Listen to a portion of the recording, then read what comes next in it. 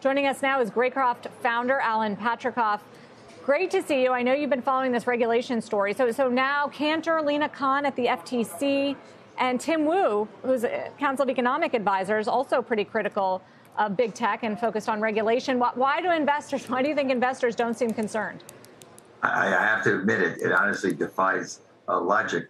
These three names you just gave are absolutely dedicated to dealing with the problems of revising the antitrust laws, which are really so far out of date at a time when there was no digital economy.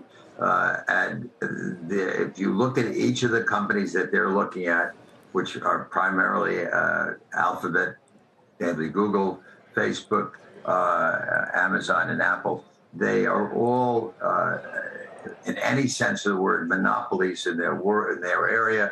They control a large percentage in each one differently. David Cicilline in the House has been focused on this for the last several years. He's now it's a bipartisan effort with Ken Buck, who's a Republican from Colorado. And in the face of this, you're seeing these stocks go to, almost all new highs. It defies logic. On the other hand, there are 5 bills in Congress now.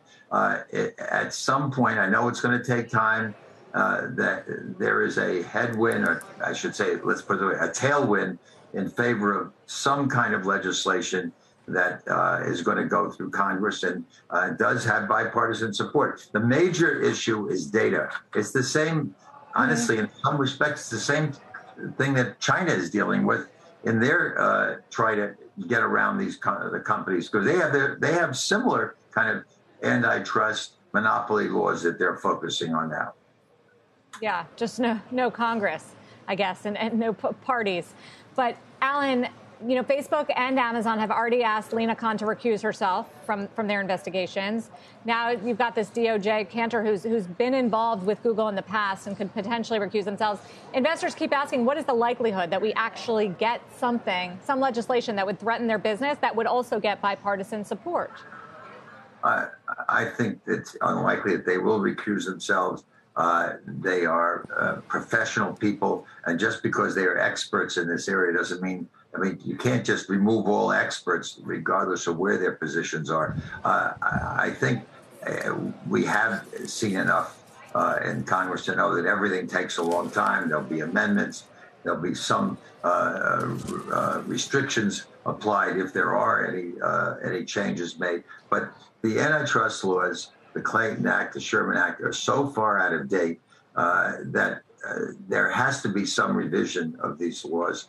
And these, if you look at the definitions that have been put into the various bills that are there, they are really concerned with companies that are using their position in a monopolistic fashion, where they have made it more difficult for people who compete with them, either put them in a subordinate position or even deny them access. And I just think that it's illogical to think that the Congress is going to let this go on indefinitely.